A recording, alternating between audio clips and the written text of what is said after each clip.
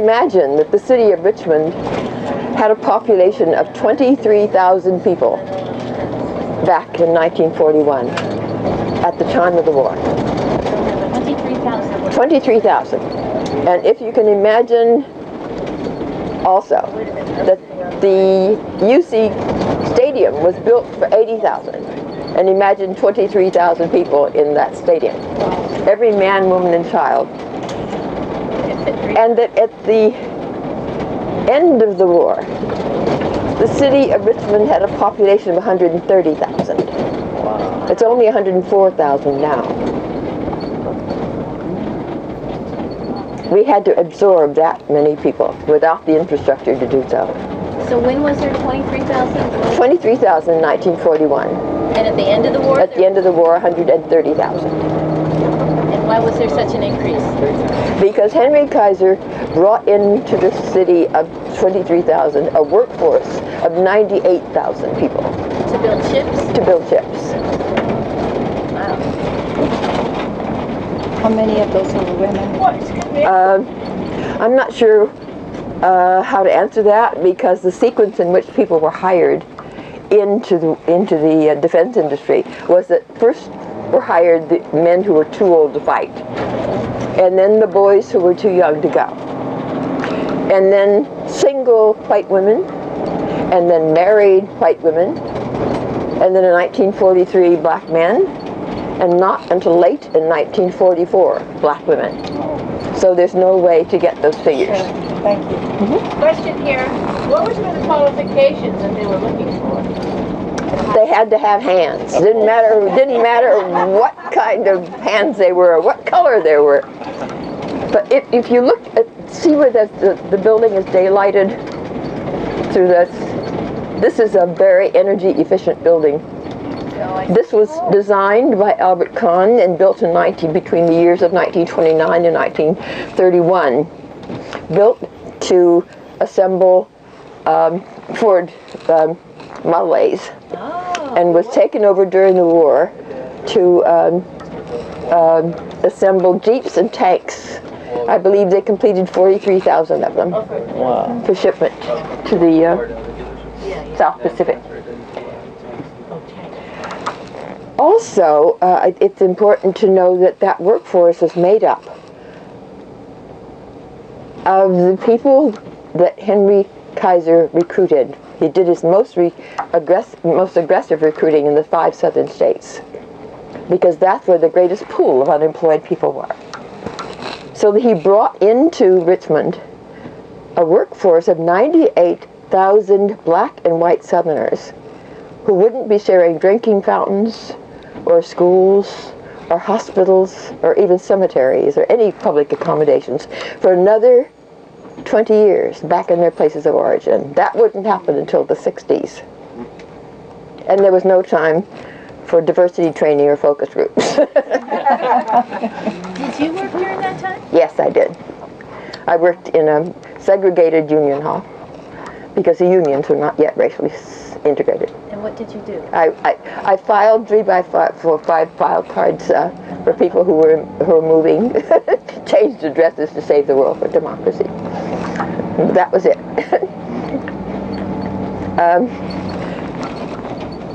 Excuse me, I didn't quite understand. Did you say there were segregated facilities here for the blacks and the whites? Yes. Living spaces as well. On the ships, Really? I don't think that was true. I think they worked beside each other. And I think that that is a part of the story, that those people had no time to adjust to the white people came with an expectation of continued white privilege. Black people came with an expectation for a better deal, because it was possible for a black man to be standing on the sidewalk in Jackson, Mississippi, where Southern tradition would have demanded that he step off into the gutter if a white person approached. He could find himself 2 weeks later, as a result of being recruited by a Kaiser recruiter in Richmond, riding in the front of the bus 10 years before Rosa Parks. So then you had black people with a greater hope of change. So when they So they stayed came, here, they didn't go back to their, No one went home, when just they, to get relatives. when they came here, there weren't segregated facilities in Richmond. They had to learn. They brought the complete system of segregation with them. It changed because this was enough mass to change the culture that existed here. I, for instance, was in the Bay Area since I was 6 years old, 1927. I'd never been to a segregated school. Segregation happened to me in 1941, for the most part, because that system came with those people. So you came here in 1927? In 1927 as a 6-year-old.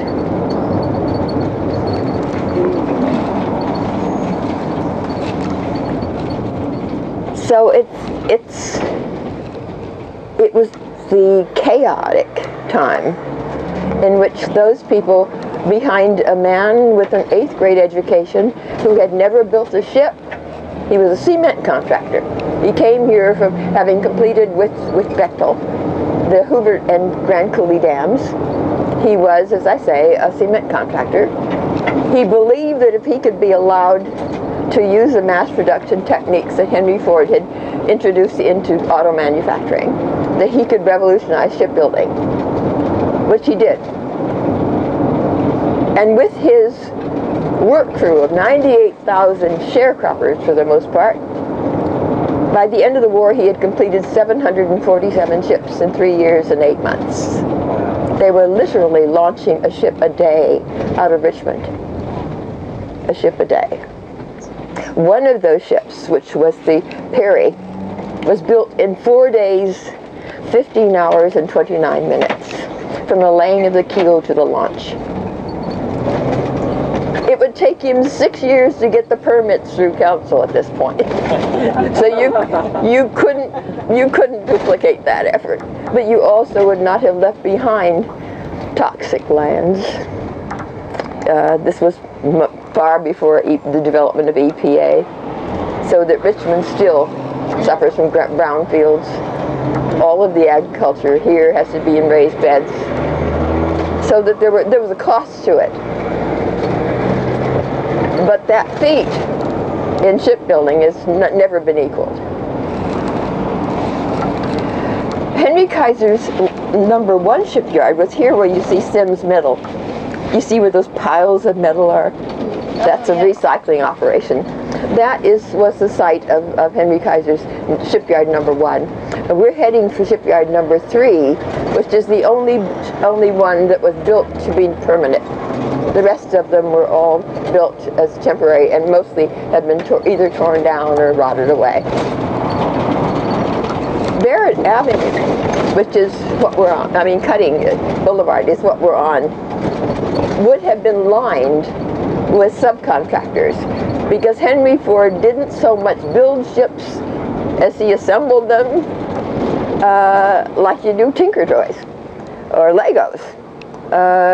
The subcontractors who created all of those parts were from all over the country, but many of them were lined up in operations along Cutting Boulevard in places that are now either vacated. You see some gigantic buildings that exist still here, and they're left over from World War II.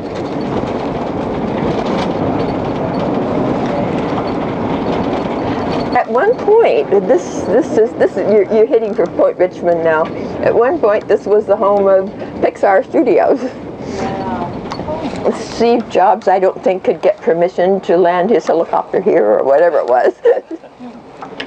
As we're going down Canal, there would have been temporary warehousing on Canal. Also, if you will look at the sides of the hillsides on our right, you'll see these cuts in the hillside. When Henry Kaiser built the shipyards, this was all wetlands. In geologic time, Point Richmond would have been an island surrounded by wetlands. So he had to fill in the wetlands in order to build the shipyards before he could build the ships. And you can still see the cuts in these hillsides where the great earth movers tore down to fill in this land. And to our right there would have been buildings that we didn't arrive early enough to save. We're approaching the cafeteria, which is one of the buildings that's been left over from this was built by Kaiser, and it still stands. We're going to go in and circle it. Were you involved in this preservation process from the beginning? No, not at all. The question. She said, were you involved in this what? The preservation, I mean, kind of The preservation, no. No, I came in about the year 2000, but this was already a project in the works. These, what looks like parking lots, where you see these cars, these are all brand new. These cars have just arrived from the Far East. They're under contract to Honda. There are acres and acres of brand new cars down here. Honda also extended the rail lines so that they could remove the trucks from the freeways as a bow to the environment. Here we have on the right the little, it's not really little, but it's the cafeteria that's left over and has been completely restored. I see it's again available. It was being the offices for the Honda, but they've given it up now. This was also repurposed after the war. It became the site of Contra Costa College. This was the first campus. Right there? Uh-huh. Would you repeat that again? I'm sorry. This was the first campus for Contra Costa College. Oh, wow. But it served as a cafeteria during the war. Now, is that the cafeteria for the whole place, or just the section here? No, most people walked to work, and most people brought their lunches. But this was original. Anybody could eat there. So did they build housing here for the people that worked in the shipyards? or- There was some toward Cutting Boulevard. There was some projects, temporary war housing. But those were built with the agreement with HUD that they would be torn down immediately when the war ended. So in some cases, there was 24 hours notice. And what happened to the people who just were displaced? They were abandoned. We're going to see now, Henry Kaiser had a talent for discovering and employing geniuses, and one of those geniuses was Dr. Sidney Garfield, who is the creator of the first prepaid health plan, which we now know as the HMO. And he designed a 3-tiered medical system that consisted of first aid stations on the shipyards, and one of them is this little building. It's the gray building here. You can almost not see it anymore. But there were about 10 of those. And the second tier was the field hospital on Cutting Boulevard, Cutting and Marina Way. That was operating until about in the middle of the 90s. The third tier, that was where the triage took place. The third tier was Fabiola Hospital in Oakland, and it's still in existence. But this is all the work of Sidney Garfield. Now, here you see these acres and acres of brand new cars. And when you get back to the visitor center, you're going to see those pictures of the changing of the shifts when there are thousands of human beings walking in and out of the shipyards. This operation is handled with a bank of computers and a bunch of golf carts on the same land that it took thousands of people to work. This is an example of what's happened to the workplace. that we will never be fully employed again, and that we have to begin conversations about entitlements at birth, that we have to find a way. We have to begin that discussion about how we divvy up the national treasure. And Germany's already having those conversations, and they're already having those conversations in Silicon Valley, because that's the home of robotics and the development of those operations that are replacing people. But they're not even begun yet in Washington. They're not thinking about that. But when we hear of mass layoffs, there are never an equal number of people rehired. There are technologies that take the place of people. And it's rare to see any human being here. I saw one. Yeah. Can you imagine? Well, and then the ones that were driving the cars, I guess. Yeah. So maybe Can you probably- imagine that the same land upon which there would have been those thousands and thousands of people?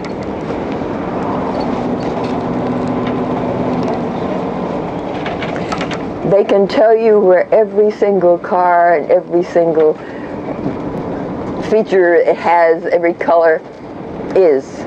And when they're getting ready to load up those freight cars, And these are all they new send them cars, out. Those are all brand new. They're all brand new. So do they arrive on ships or on They arrive on trains? ships. They're huge container ships. Yeah. Here you can see your first look at the Red Oak Victory now. Here ahead of us on the right.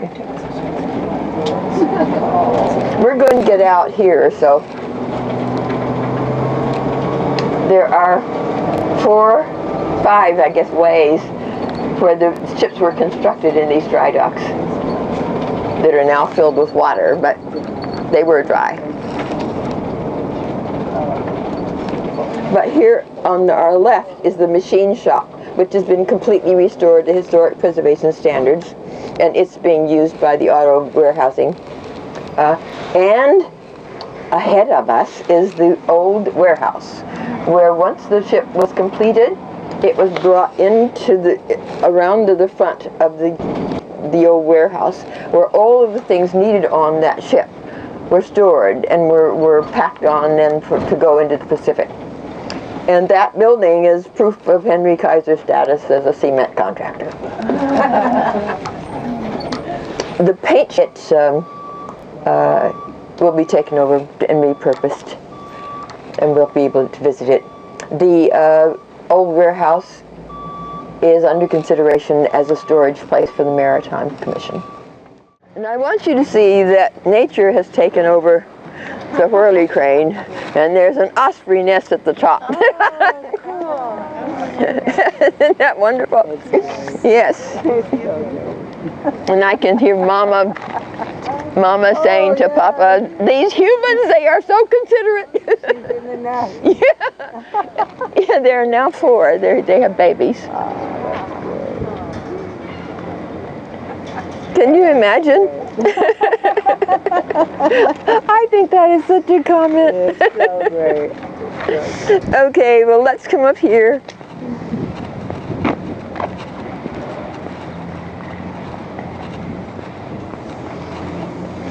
If you can imagine one of these ships being built in 4 days, 15 hours, and 29 minutes by people who had never built a ship.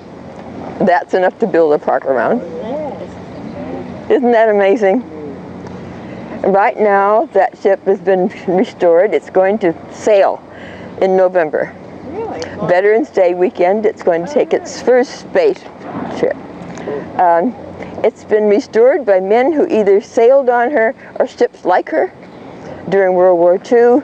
Many of them are dying now, but they have been lovingly restoring this ship for 10 years. Now there are film series of World War II films in the hold, one of the cargo holds that's been transformed into a theater.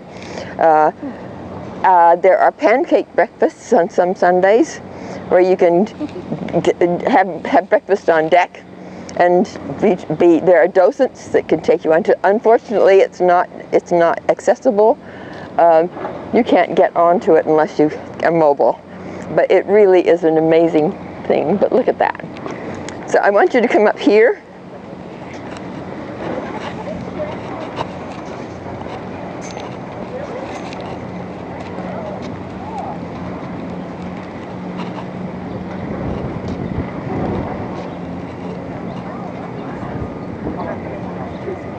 That's all. Including that. And the doses are like 87 years. These whirly cranes were operated by a single operator. Sometimes that was a woman. Often it was a woman. If you can imagine that and in the film that we're going to see at the end of this tour, you will see that crane in operation lifting the large masses of pieces onto the ships. But this is what I want you to see.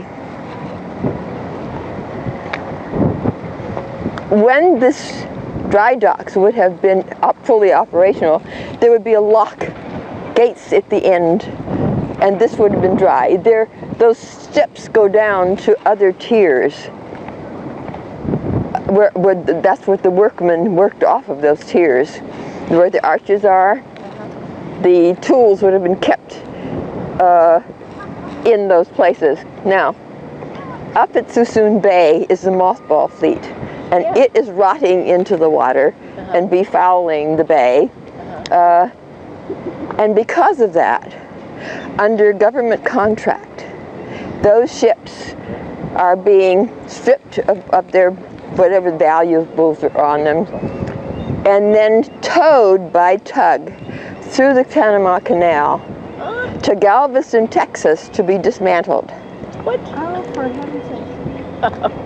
And Tom Butt, who is one of our councilmen, has tried for years to interest whoever can be interested in having the federal government restore one of these ways so that the children, the grandchildren of the people who built these ships can dismantle them here in Richmond.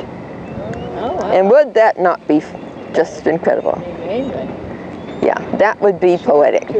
There was one ship that was being rescued and being redone. Is that ship? This Red Oak Victory was part of the mothball fleet. Okay, that's what I thought. Yeah, wow. Yeah, it was towed down 10 years ago, and I was on board Oh, wow. Oh, cool. when it was being toured. It was amazing. Huh? Where was it towed from? It was towed from the mothball fleet at Sossoon Bay. And what did you say this was? There's the ospreys. They're home. If anybody has never seen one, you can get a good look if you went Yeah, along aren't with they binoculars. aren't they gorgeous? What is this? What was this used for? This crane? These built the ships. And what is this called? That's called the Whirly crane. Ruly? The Whirly, W-H-I-R-L-E-Y. Here, there's a wayside marker there that will tell you about it. Oh, okay. But and you'll see one in operation on the film. But if you ever hear of a drive to restore one of these ways, please support it, because I think it makes more sense. Yeah. Where you have a youth unemployment figure that's as high as in Richmond, and the numbers of skills that could be taught to these kids by having them deconstruct these ships is just phenomenal. And because we have a system that grants those contracts to the lowest bidder, which is why we have those going to Galveston, Texas. So it's not unheard of. We're creating a national park out of almost nothing. Maybe we can get that. Michelle, you get people behind that. I agree. Wouldn't that be amazing? More sense than the way they're Huh? doing it. Yeah. Yeah. It's just great. So please take a long look at that ship. During the war, how many people would be living on that? Out in the Pacific? Living on that, I mean, in terms of out in the Pacific? this mostly carried cargo. The guns are only defensive. It sometimes carried troops, but that was not the job of the Victory ships. They were not a part of the Navy. They were a part of the Merchant Marine.